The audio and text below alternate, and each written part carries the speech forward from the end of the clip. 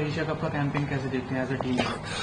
देखिए, इंडिया का कैंपेन इस एशिया कप में जैसा हमने सोचा था वैसा ही है। बिल्कुल मुझे लग रहा था कि जो होना चाहिए और जो जिस तरह की टीम्स हैं बनी है और जो स्ट्रेंथ है उसी हिसाब से चल रहा है। हम जिस तरह डोमिनेट कर रहे हैं हम दो चार हल्के एरियाज में झटके लगे, पर मुझे लगता है अच्छी बात है क्योंकि वो आपको कॉम्प्लेसेंट होने से रोकती है। तो मुझे लगता है कि इंडियन टीम में हर तरह के कोर कॉम्पिटेंस मौजूद है और मुझे लगता नहीं कोई भी टीम आसपास भी है, चाहे पाकिस्तान जो मर्जी बातें कर ले, बड़े बड़े बातें कर ले, पर इवेंचुअली आपको बातों को फिर फॉलोअप तो ग्राउंड में करना पड़ेगा ना। सर थोड़ा सा इंडिया इस टूर्नामेंट में फील्डिंग में स्लो भी रहा है। हाँ, थोड़ा कंसर्न है कि भाई कैचेस थोड़ी ज्यादा ड्रॉप हो रही है मेरे लिहाज से, क्योंकि एक टॉप क्लास टीम जो है इतनी रेगुलरली इतनी कैचेस छोड़ता नहीं है। कभी कभी होता है बैड गेम, ऑस्ट्रेलिया के साथ भी होता है, साउथ अफ्रीका भी कैचेस छोड़ती है, पर इतने ज्यादा लगातार कैचेस छूटते मैंने कम देखे। शायद ये मैं कह सकता हूं कि एक ऑड फेज है, इसको मैं जनरलाइज नहीं करना चाहता, एक एक्सेप्शन है, पर अगर ये लगातार होता रहेगा तो फिर इस कॉज फॉर कंसर्न क्यों हो रहा है? सिर्फ हमारी टीम के साथ हो रहा है, हालांकि दूसरी टीम से भी कैचेस छोड़ी है, ऐसी बात नहीं है। क्या ये क्योंकि वो जहां दुबई में जो ग्राउंड है ना, वो वहां पे 4 टावर्स नहीं है, वहां पे एक रिंग ऑफ लाइट है, तो उसमें लगता है कि जब ऊपर जाता है तो प्रॉब्लम आती है। मुझे लगता है कि जो सभी को आ रही है तो एक जेनेरिक चीज है, पर चलिए मुझे लगता है कि अगले आने वाले मैचेस में ये प्रॉब्लम दूर हो जाएगी।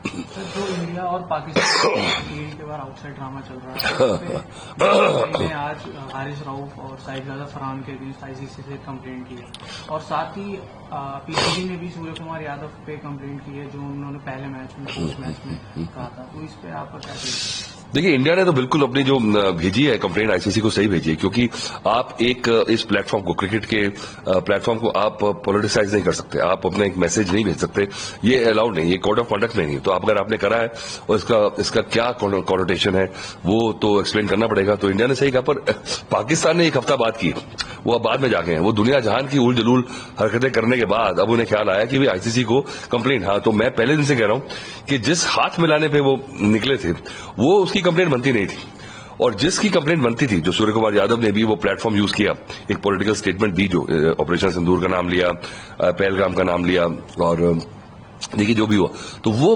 मुझे भी लगा कि गलत कर दिया, क्योंकि आपने अपना पॉइंट प्रूव कर दिया था, आपने हाथ नहीं मिलाया था, आपने उनको नजरअंदाज कर दिया था, आपने उनको मैदान में रौंद दिया था, उसके बाद वो करना नहीं चाहिए था, क्योंकि फायदा क्या।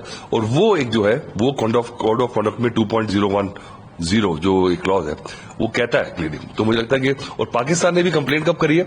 सब कुछ होने के बाद, एक हफ्ता सोने के बाद। तो वो अब जब मोहसिन नकवी उनके जो हेड हैं और जो कि इंटीरियर मिनिस्टर भी हैं, वो जब ट्विटर पे रोनाल्डो की फोटो लगा रहे हैं, ऐसी हरकतें कर रहे हैं, तो उनको कहाँ ख्याल है कि क्या करना चाहिए? जो टोन एंड टेनर का जो क्या सिस्टम क्या है, प्रोटोकॉल क्या है, वहां उल जलूल हरकतों के अलावा कुछ सोच है ही नहीं किसी की, मुझे लगता है। और जब इतने सीनियर बंदा जो लगा हुआ है और उन्हें ट्विटर को यूज करे, एक वो क्रिस्टियानो रोनाल्डो की वो जो प्लेन गिरते हुए की फोटो लगा के, तो कितना पचकाना लगता है। और मुझे लगता है कि उसके बाद अब आप ये कंप्लेंट कर रहे हैं जो कि आपको पहले करनी चाहिए थी। तो आईसीसी भी सोचेगा भी कि क्या इनको कैसे सीरियसली ले हम। सर, इसी हैंडशेक कंट्रोवर्सी पे कांग्रेस के एक लीडर है शशि थरूर, उनका ये कहना है कि अगर इंडिया ने ये ठाई रख के हाथ भी मिलाना चाहिए, तो इस पर आपका? नहीं जी, मैं शशि थरूर जी से बिल्कुल वास्ता नहीं रखता हूं कि हमने डिसाइड कर लिया था खेलना, वो हमारी मजबूरी थी, उसके बारे में काफी चर्चा हो चुकी है, प्लीज सी द टाइमलाइन। और अगर हमने डिसाइड कर लिया तो ये मतलब नहीं कि हमने डिसाइड कर लिया खेलना है, और क्योंकि जबरदस्ती खेलना पड़ रहा है, सर्वाइवल के लिए खेलना पड़ रहा है इस पूरे इकोसिस्टम के, तो हम एहसान कर रहे हैं खेल के। तो खेल के अब ये वक्त हमारे से एक्सपेक्ट करिए कि हम हाथ भी मिलाएंगे, उनसे यारी दोस्ती भी करेंगे, उनसे स्माइल भी करेंगे, ये इसकी अपेक्षा हमसे ना कीजिए। और अगर आप कर रहे हैं तो फिर मुझे तो आपसे बिल्कुल सहमति नहीं है। सर, फाइनल क्वेश्चन मेरा, आज इंडिया का स्क्वाड अनाउंस हुआ वेस्ट इंडीज सीरीज, तो सर स्क्वाड में कितना बैलेंस स्क्वाड आपको लगता है? और प्लस टीम क्या है मुझे नहीं पता। रविंद्र जडेजा को वाइस कैप्टन, तो मैनेजमेंट के इस फैसले को आप कैसे देखते हैं? देखिए, जडेजा को बनना चाहिए क्योंकि इतना पुराना खिलाड़ी है, और जब शुभमन गिल बने थे कप्तान तो जडेजा का नाम भी आया था, पर मुझे लगता है कि सही डिसीजन था, क्योंकि शुभमन गिल जो है एक हमारे तीनों फॉर्मेट के प्लेयर मुझे नजर आ रहे हैं और एक फ्यूचर है। तो मुझे लगता है रविंद्र जडेजा का पीक जो है वो निकल चुका है अब, और उनको कप्तानी देना शॉर्ट टर्म गैप होता। तो मुझे लगा आपके पास शुभमन गिल के मुकाबले में रविंद्र जडेजा है, तो शुभमन गिल का कप्तान बनना था, पर वाइस कप्तान निश्चित रूप से रविंद्र जडेजा है, तो उनको बनाया जाना चाहिए था और बने हैं, तो बिल्कुल सही किया।